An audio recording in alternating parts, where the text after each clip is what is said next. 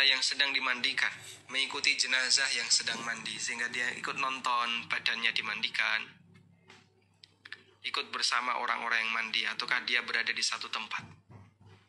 Jawabannya, ketika dia sudah dicabut oleh Allah Subhanahu wa Ta'ala arwah itu, maka arwah ini mengalami proses sebagaimana yang disebutkan dalam hadis Al-Barra bin Azib. Hadis yang diriwayatkan oleh Ibnu Majah, Abu Daud dan yang lainnya, dari sahabat Al-Barra bin Azib radhiyallahu anhu. Beliau menceritakan, satu ketika Nabi SAW mengiringi seorang jenazah. Setelah sampai di makam, ternyata kuburannya belum siap. Lalu bagian penggali kuburan, dia memperbaiki kuburan itu.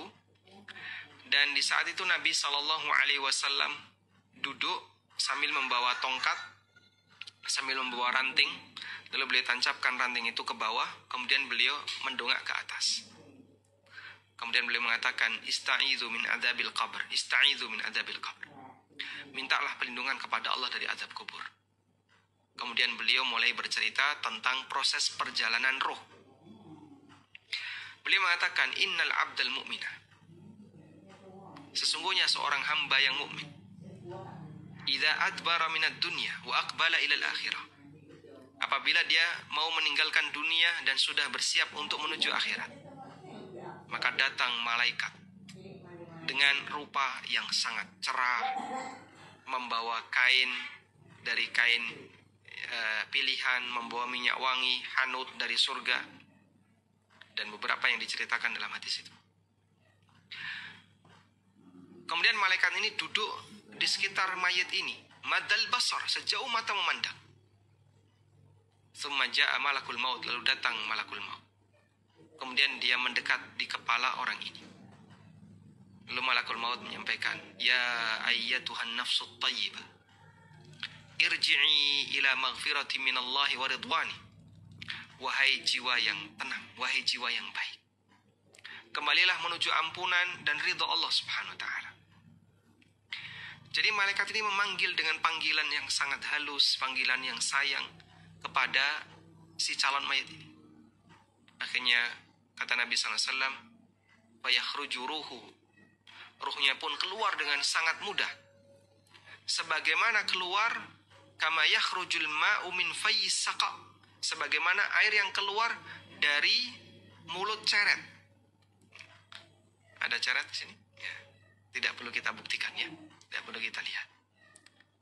Anda ketika punya teko, di sini ada gelas. Coba tuangkan, di sini ada airnya di teko ini. Anda tuangkan ke gelas tadi. Loh, kok nggak keluar Pak? Kenapa ini Pak? Oh, nyantol di dalam. Bukan nyantol Pak, kesumbat. Itu kalau tekonya belum dibuka, mulutnya. Begitu dibuka, air itu keluar dengan sangat lancar, mengalir dengan sangat lancar. Seperti itulah gambaran yang diberikan oleh Nabi SAW ketika roh seorang mukmin itu dicabut oleh Allah Subhanahu wa Ta'ala. Lalu dia dibawa ke langit, naik terus ke langit sampai ke langit yang tertinggi, langit yang ketujuh. Dan dalam proses naik ke langit itu ada proses dipuji oleh malaikat, ditanya ketika mencapai pintu langit dunia, ditanya, siapa ini? Ini adalah fulan bin fulan. Itu dapat izin, diizinkan naik, dan begitu seterusnya. Kemudian Allah perintahkan, uktubu kitab abdi fi illiyin, letakkan catatan hambaku ini di illiyin.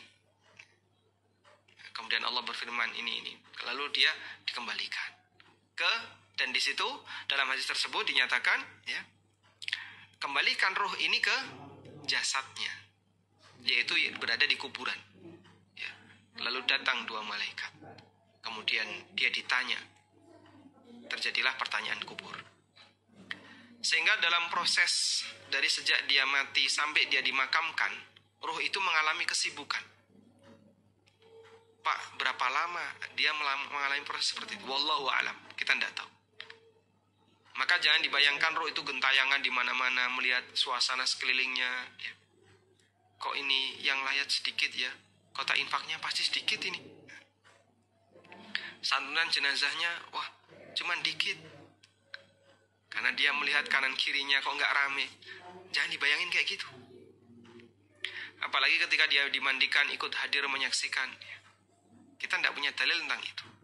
Yang ada adalah hadis dari Bara' bin Azib yang diceritakan Nabi SAW tentang proses perjalanan ruh dari sejak dicabut oleh Allah Subhanahu Wa Taala, dicabut oleh Malakul Maut, sampai akhirnya dia dikembalikan lagi setelah dia dimakamkan. Wallahu a'lam.